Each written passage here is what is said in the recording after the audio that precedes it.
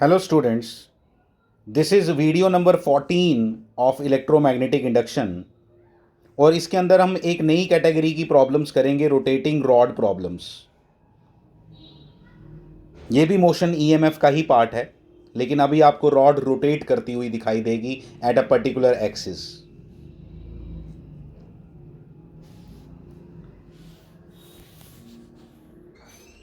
This is the problem. This is a rod which is rotating about point C. You can see that कि कैसे वो rotate कर रही है।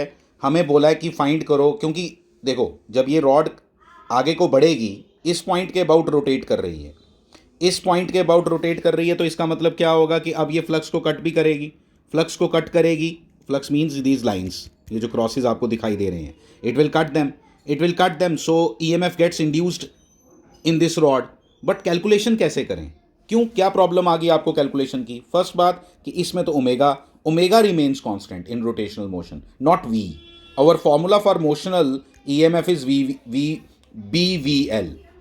सो B V L gets changed. क्यों? इस पॉइंट के लिए वी काफ़ी ज़्यादा है, इस पॉइंट के लिए वी कम है, उससे कम, उससे कम, तो हर जगह कम कम वेरिएबल वी हो जाएगा आपका। इसलिए हर पॉइंट के लिए वेरिएबल वी होने के कारण, हर पॉइंट के लिए वेरिएबल वी होने के कारण हम लोगों को क्या करना पड़ेगा, इंटीग्रेशन करके इसको सॉल्व करना पड़ेगा। It's a very simple integration, don't worry. ठीक है, मैं बताऊंगा आपको कैसे करना है। You need to take a element here. मैं अभी आपको एलिमेंट लेके बताता हूँ और उसके बाद हम इसको सॉल्व करते हैं। हमने यहाँ पे एक एलिमेंट लिया D X at a distance of X from the axis. ठीक है, और इसके लिए अब हम इसके इस एलिमेंट के लिए तो कांस्टेंट वेलोसिटी है, तो इसके लिए जो वेलोसिटी आएगी that will be equal to, ध्यान देना प्लीज, इधर वेलोसिटी हमने आंसर ओमेगा की टर्म्स में निकालना है, because omega remains same for each and every point on this rod, but V doesn't remain same. So your answer should be in terms of omega. So what, how we will write this, हम लिखेंगे D E is equal to, D E is equal to B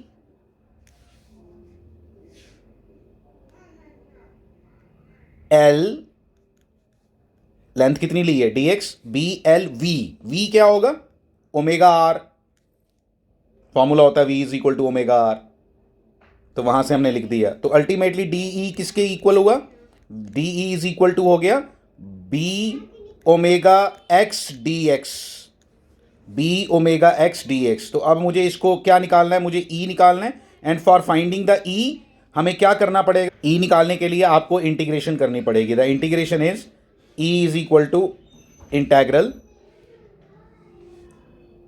0 to L. मैंने बहुत बार आपको बता दिया x की value क्या क्या हो सकती थी, आप एलिमेंट कहाँ ले सकते हो, यहाँ पे भी और लास्ट में भी। इसलिए कहाँ से कहाँ आपका डी एक्स वेरी कर रहा है, 0 to L, 0 to L. Zero पे, इधर इस पॉइंट पे आपकी कितना कितना पोटेंशियल यहाँ पे डेवलप होगा, जीरो। इस पॉइंट पे जीरो, क्यों, ये तो मूव ही नहीं कर रहा।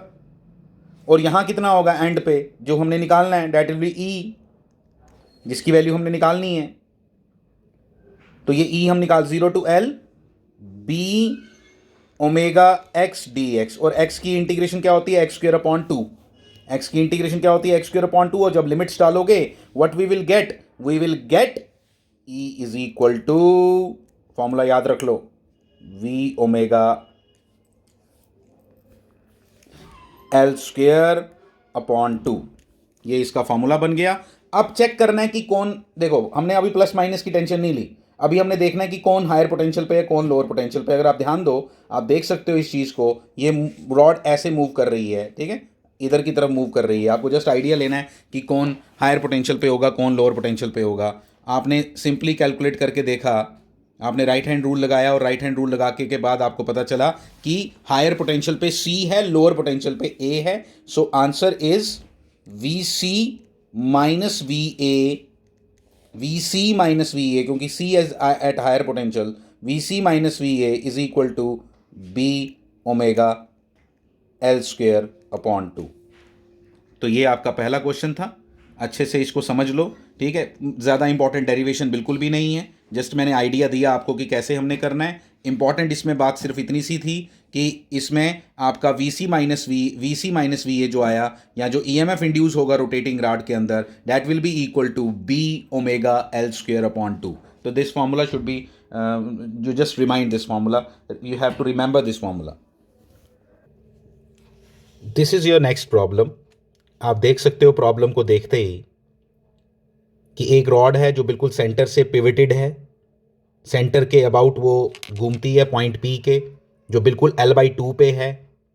सी और बी मैंने 2 पॉइंट्स और लिए हैं जो L/4 डिस्टेंस में, आई मीन टू से कि ये डिस्टेंस L/4 है, ये भी L/4 हो गया, इक्वल डिस्टेंस है सभी है, ये भी L/4 और ये भी L/4, एग्जैक्टली सेंटर है. अब मुझे बोला गया कि ये सारे पोटेंशियल डिफरेंस फाइंड करो. VAC का मतलब होता है VA माइनस VC. कभी पेपर में वो VA माइनस VC भी पूछ सकता है या VAC भी लिख सकता है, ठीक है, तो उसकी मर्जी है.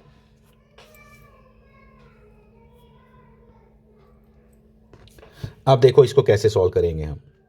इसको सॉल्व करने के लिए एक एक करके पॉइंट लेते हैं. ACCB ये सब कोई भी मतलब क्या लिखा हुआ है डजेंट मैटर, हमें हर 2 पॉइंट्स के बीच में पोटेंशियल डिफरेंस निकालना सीखना है, ठीक है. तो आप डायरेक्ट अब फॉर्मूला नहीं लगा पाओगे V omega L square upon 2 जैसे, क्योंकि V omega L square upon 2 सिर्फ फॉर्मूला कब के लिए वैलिड है, जब आपका एक पॉइंट क्या हो, सेंटर हो, ये वाला जिस एक्सिस के अबाउट ये पिवटेड है, क्योंकि यहाँ पे पोटेंशियल डिफरेंस जीरो, यहाँ पे पोटेंशियल जीरो बनेगा इस पॉइंट पे, इसलिए जीरो इसको लिया था हमने और उधर से डेरिवेशन की थी. लेकिन जब वो ए और सी के बीच में पूछेगा तो अब हम लेंथ की वैल्यू क्या लें, तो वो नहीं चलेगा. अगर आप सोच रहे हो कि हम L/4 ले लें L की जगह, तो वो नहीं चलेगा, दैट विल बी रॉन्ग. तो इसलिए हमें क्या करना पड़ेगा, इसको सॉल्व करने के लिए हमें विद रिस्पेक्ट टू पी ही निकालना पड़ेगा. मतलब विद रिस्पेक्ट टू पी ही जो हमने डेरिवेशन की है उसमें हमने जो हमने ईएमएफ निकाला है किसी भी पॉइंट पे, वो विद रिस्पेक्ट टू क्या है, सेंटर ही है. विद रिस्पेक्ट टू सेंटर ही निकाला है. विद रिस्पेक्ट टू सेंटर मैं किसको बोल रहा हूं, एक्सिस वाले पॉइंट को सेंटर बोल रहा हूं, ठीक है. तो कैसे करेंगे मैं बताता हूं. एग्जाम्पल के तौर पे जैसे मुझे मान लो VAC निकालना है, मैं एक निकाल के दिखाऊंगा, आपको लगभग सब खुद पता चल जाएंगे कि हमने कैसे निकालना है. वो VAC निकालना है. मुझे VAC निकालने के लिए पहले ये देखता हूं कि A हायर पोटेंशियल पे है कि, मैटर नहीं करता वो भी कि P हायर पोटेंशियल पे है, ठीक है. तो अगर आप ध्यान से देखो तो ये वाला पोर्शन जो है वो नीचे की तरफ आ रहा है, इसलिए वेलोसिटी नीचे ले लो, ठीक है. वेलोसिटी नीचे ले ली, अंदर की तरफ A हायर पोटेंशियल पे है. मैं आपको बता देता हूँ A हायर पोटेंशियल पे है, विद रिस्पेक्ट टू P बात कर रहा हूँ, विद रिस्पेक्ट टू P बात कर रहा हूँ. निकालना मुझे AC है, लेकिन निकालना मुझे क्या पड़ जाएगा, VA माइनस VP. क्या निकालना पड़ जाएगा, VA माइनस VP. सो VA माइनस VP कैसे निकालूंगा, वो तो मुझे बड़े अच्छे से फॉर्मूला याद है. B omega L/2 square upon 2, बस आ गया VA माइनस VP. इसी तरह से आप क्या निकाल लो, अब सी भी हायर पोटेंशियल पे होगा तो VC माइनस VP निकाल लो. तो VC माइनस VP जब निकालोगे तो क्या करोगे, देखो कितना सिंपल है, V ओमेगा L/4 का स्क्वेयर अपॉन 2, ठीक है. अब ये 2 इक्वेशंस हैं आपके पास, ये वाली और ये वाली. कौन सी, VA माइनस VP और VC माइनस VP, ठीक है. तो अब आप कुछ ऐसा करो कि आप क्या निकाल पाओ, VA माइनस VC, दोनों को सब्ट्रैक्ट कर दो. Just subtract the equations, equation 1 from equation 2 और इक्वेशन 2 फ्रॉम इक्वेशन 1. इक्वेशन 2 को इक्वेशन 1 से सब्ट्रैक्ट, क्योंकि VA माइनस VC चाहिए ना, तो VP कैंसिल हो जाएगा, ultimately you will get the answer. अगर ये इक्वेशन सॉल्व करनी नहीं आती तो फिर हमें ये सब पढ़ना भी नहीं चाहिए, ठीक है. तो हम अभी बाकी इक्वेशन पढ़ना सीखें जरा 9th 10th की, तो उसके बाद यहाँ आए, नहीं तो अदरवाइज तो कोई मतलब ही नहीं बनता. तो ये आ गया आपका VAC. अब क्या निकालते हैं, अब हम निकालना कोई और 2 पॉइंट लेते हैं, लेट्स सी. अब निकालते हैं VDC. अब VDC निकालने के लिए क्या करना पड़ेगा, जल्दी बोलो. VDC निकालने के लिए वही सेम अभी आपने निकाला था, VC माइनस VP तो अभी आपने निकाला था, VC माइनस VP तो अभी आपने निकाला था, तो वो लिखा हुआ है आपके पास, ठीक है. अब क्या निकालोगे, VD माइनस VP निकालो.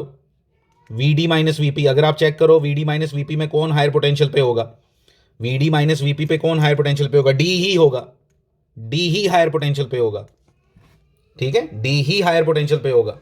तो VD माइनस VP किया, वो भी निकाल लो, कुछ नहीं करना आपने, दोनों को सब्ट्रैक्ट करो तो आपको VCD मिलेगा. आप DC करने के लिए आप सेकंड इक्वेशन फर्स्ट से माइनस करना, कुछ भी नहीं है. और वैसे भी अगर आपने गलती से कभी VDC निकाल दिया, मान लो आपने गलत, आपने निकालना था VDC, आपने निकाल दिया VCD, तो कोई बात नहीं, माइनस डाल दो तो वी सी डी होता है, मतलब आई मीन टू से कि V D C is equal to minus of V C D होता है। तो इतना घबराने वाली कोई बात नहीं है कि इक्वेशन कौन सी सब्ट्रैक्ट करनी है, इतना कोई ध्यान देने की ज़रूरत नहीं है।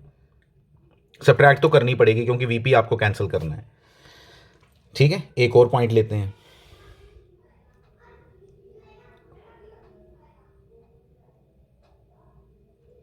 अब कौन सा पॉइंट लें? आपको एक इंटरेस्टिंग पॉइंट लेता हूं मैं, ए डी लेता हूं। ए डी का आंसर 0 आएगा, मैं पहले ही बता देता हूं क्यों। क्योंकि ध्यान देना, ये अभी हायर पोटेंशियल पे आया था, ये भी हायर पोटेंशियल पे आया था। किसके कंपैरिजन में? इसके कंपैरिजन में। और जो वैल्यू है ना इनकी, वो बिल्कुल सेम है। ठीक है, इन दोनों की वैल्यू बिल्कुल सेम है। मतलब अगर ये 0 है, ये अगर +5 वोल्ट था तो ये भी +5 वोल्ट है। ठीक है, इस तरह से, क्योंकि आपने फाइंड किया है कि D is at higher potential than P. करना है तो दोबारा कर लो, ये इसकी वेलोसिटी कंपोनेंट है, आप करो। आपका थंब इधर आ रहा है डी की तरफ, जब इसको करते हो तो इसकी वेलोसिटी इधर है नीचे की तरफ। इसके केस में कहाँ आता है? ए की तरफ।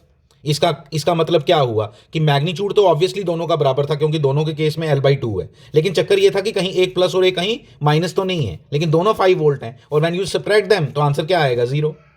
This is so simple. तो यानी कि जो सेम डिस्टेंस पे हैं उनका आंसर क्या आने वाला है? सेम आने वाला है। अगर आपने सेंटर में ऐसे लिया, प्रॉपरली करके देखो, ऐसे कोई चीज़ याद नहीं रखना, मैं याद रखने के लिए कुछ भी नहीं बोल रहा, आप प्रॉपर देखो, बड़ा दिमाग से लगाओ, आपको एक एक चीज़ का आंसर अपने आप मिल जाएगा। This question is over. और कोई पॉइंट्स अगर आपको लेने होंगे तो आप लेते रहना, तो उसके आंसर निकालते रहो। ठीक है, तो ये एक तरह की प्रॉब्लम्स थी। अब हम थोड़ी डिफरेंट कैटेगरी की प्रॉब्लम्स में चलते हैं।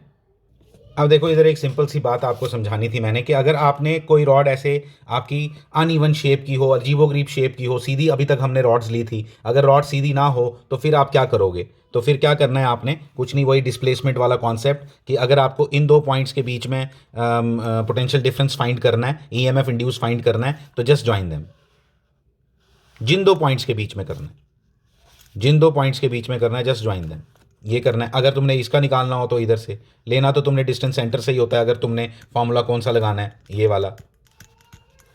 वाला फॉर्मूला लगाना है, तो आपको सेंटर से ही लेना। तो जिस पॉइंट से, तो अगर मुझे इन दो पॉइंट्स का पूछा होगा तो पहले मुझे ये निकालना पड़ेगा, ये निकाल के विद रिस्पेक्ट टू पी निकाल के, जैसे हमने किया अभी। ठीक है, मतलब आपको जब भी ये वाला फॉर्मूला लगाना है तो विद रिस्पेक्ट टू पी लगेगा, मतलब सेंटर से ही लगेगा। एक्सिस जहाँ से वो घूम रहा है वहीं से लगेगा, ऐसे नहीं लगेगा। तो सिंपल मुझे इस छोटी सी बात में ये समझाना था आपको कि यहाँ पे जो आपका एल है ना, L is a displacement vector, जो हम पहले भी 2 बार हम कर चुके हैं ऐसी सेम चीज़। तो मतलब that is applicable here also, that is applicable here also. ठीक है, तो नेक्स्ट प्रॉब्लम कर, this is your next problem, जहाँ पे हमें वी ए बी फाइंड करना है, वी ए बी फाइंड करना है। तो मतलब यहाँ पे कितना ई एम रोटेट कर रही है ये rod with a velocity of omega. बड़ा सिंपल है, आपने कोई टेंशन नहीं लेनी, मैं आपको सीधा बता देता हूँ कैसे करना है आपने। देखो, आप ध्यान से देखना जरा एक चीज़। पहली बात ये कि मैं पहले क्या निकालने जा रहा हूँ, मैं निकालने जा रहा हूँ अच्छा, एक और बात कि ये पॉजिटिव नेगेटिव की जरा देख लेते हैं कहानी। पॉजिटिव नेगेटिव की कहानी देखें तो ए पॉइंट कहाँ जा रहा है? नीचे की तरफ, नीचे की तरफ जा रहा है। तो जब मैंने इस पर क्या लगाया, जब इस पर मैंने अपना राइट हैंड थंब रूल लगाया, तो मुझे पता चल गया कि ए जो है वो पॉजिटिव होगा, इसलिए V A minus V P निकल जाएगा। V A minus V P equal to क्या निकलेगा? मैं लिख रहा हूँ यहाँ पे, आपको समझ आएगा, वी ओमेगा 3 का स्क्वेयर अपॉन 2 हो गया। We A minus V P हो गया। ठीक है, 4.5 लिख सकते हो आप इसको। फिर उसके बाद मैं क्या निकालूंगा? अच्छा, बी भी पॉइंट कहाँ जा रहा है? वो भी नीचे ही जा रहा है। ठीक है, तो इसलिए वो भी पॉजिटिव ही आएगा विद रिस्पेक्ट टू क्या? P. With respect to P निकालने के लिए, बी के लिए मुझे क्या करना पड़ेगा? आपको बताया मैंने, ये ए के केस में क्यों नहीं किया आपने ऐसे? क्यों बेवकूफ़िया करना? वो ऑलरेडी सीधा है, तो उसमें क्यों करूँगा? तो इधर करने की ज़रूरत है, और ये 5 है, दिस इज़ 5 मीटर। तो 5 मीटर, तो आंसर क्या आ गया? बताओ जल्दी। ठीक है, क्या निकाल रहा हूँ? V B minus V P equal to क्या होगा? वी माइनस वी पी, देखो, बी ओमेगा 5 का square upon 2। Nothing is difficult, एक एक चीज़ बड़ी सिंपल है, आराम आराम से करो। ये सब चीज़ों में आपको कभी डिफिकल्टी आनी नहीं चाहिए। ठीक है, तो अब आपने जब V P minus V B minus V P निकाल लिया, V A minus V P निकाल लिया, just subtract them, you will get V A B. ठीक है, वी ए बी क्या होता है? V A minus V B. तो वी पी आपको नहीं चाहिए, उसको कैंसिल कर जाएगा वो। ठीक है, तो सीधा सीधा आंसर आ जाएगा आपका, मैं बता देता हूँ आपको, आंसर आएगा -8.5 बी ओमेगा अपॉन 2 नहीं आएगा, 0.2 नहीं आएगा, 8.5 बी ओमेगा माइनस माइनस आएगा क्योंकि ये बड़ा है। ठीक है, तो ये कैलकुलेशंस आप करो, कुछ नहीं मुश्किल है इसमें, दिस इज़ सो सिंपल। ठीक है, तो इसमें कुछ भी ऐसा नहीं था जो कुछ खास मुश्किल था। तो एक वीडियो और बनेगी इसकी रोटेटिंग रॉड्स की, तो उसके बाद ये ख़त्म, तो उसके बाद हम और नेक्स्ट टॉपिक पे चलेंगे। Thank you very much.